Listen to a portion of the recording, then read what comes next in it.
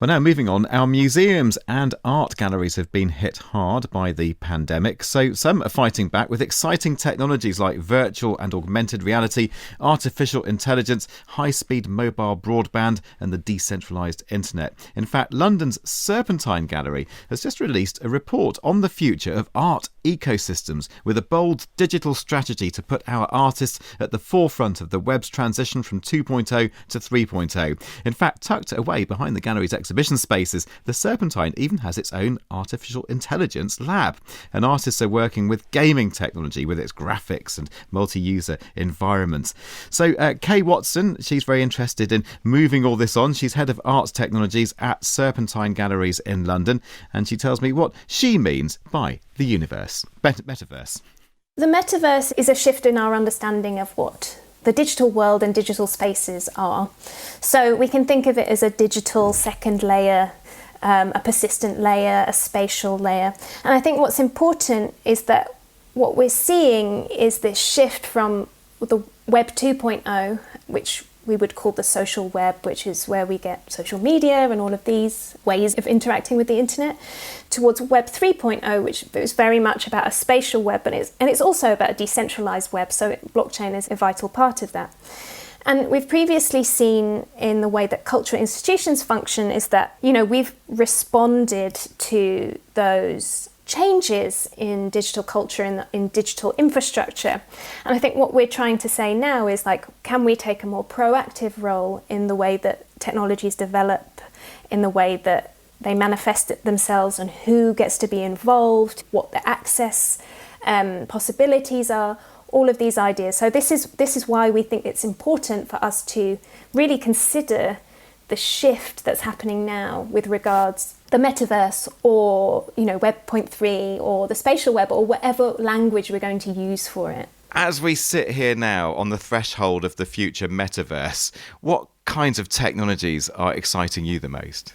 In the Serpentine, in my team, in the arts technologies team, we're working in lots of different areas, whether that's biotechnology, which we really see as a nascent field, to the many sort of forms of artificial intelligence, and we run a creative AI lab with King's College that investigates that. Something I'm particularly interested in is the role of game technologies, and in particular the role of game engines and how they intersect with all of the other technologies that are available. So that is, the hardware of VR, AR, all of these things. And I think, we've done a number of experimentations over the last 5 years working with artists to develop software to create VR projects and AR projects. And I'm particularly interested in augmented reality as something that you can access everywhere in theory. I mean, that's relatively speaking. But also how this merges with the sort of possibility of multiplayer experiences. And we've recently started working on a project. We've done one version of it called Artist Worlds, which is around, the building of virtual worlds the artists are building and then inviting other people into those spaces to do multiplayer performance events and these kinds of things. So that's the kind of technology I'm finding really exciting, particularly when we're able to bring in lots and lots of different people into a space. I think that's really interesting.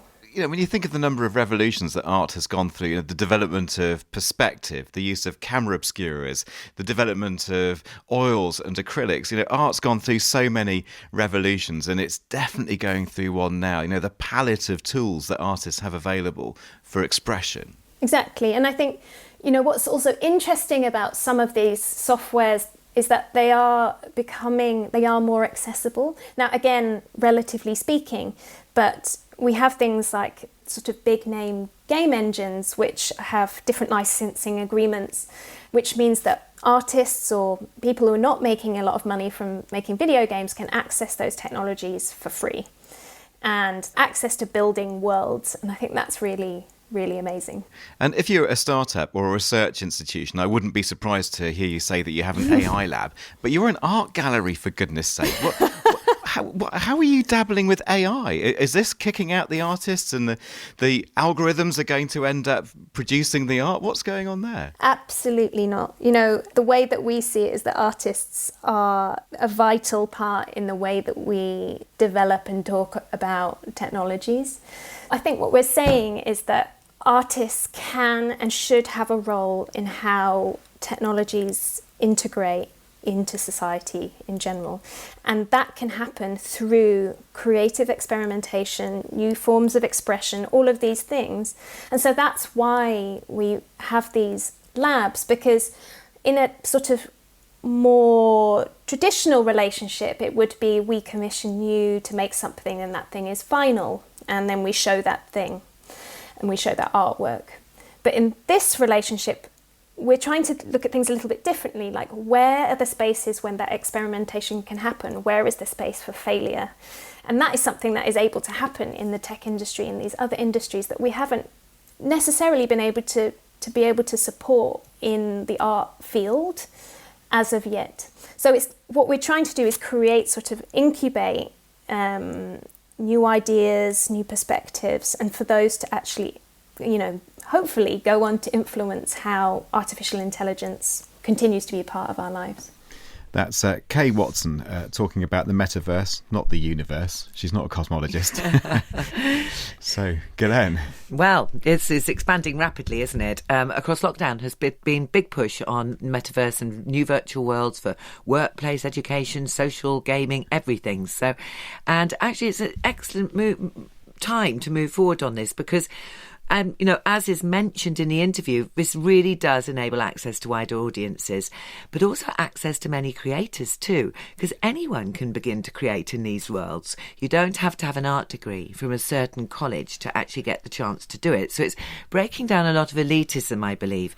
And there are many small groups and venues all over the world now starting to do this, like Next Museum in Amsterdam and Meet in Milan and Kiblix in Slovenia. And they're paving the way now for, some of the big players failed to pivot, really. So this is pushing innovation. It enables, in the near future, I believe, a prolific outburst of hybrid virtual and physical forms. And we're going to see things like AR layered on, digital information layered over the real world, viewable for your phone. And that will just add additional elements to the physical artworks, creating multiple immersive experiences. So I think it's really exciting. It's a kind of radical democratization of the art world. We're talking about total decentralization of spaces to exhibit, spaces to make, spaces to buy, sell, opening it up. Yeah, so it's not about knocking down all the art galleries and replacing it with virtual reality by any means, but it's extending the physical into the digital. Yes. And that augmented reality then overlaying artworks onto our everyday lived reality, those kinds of things. Always thinking about the physical space and the virtual space and how do you interlayer those and play with that and extend people's experiences and access for wherever you are in the world. We'll see where it goes. Ghisaine, thank you.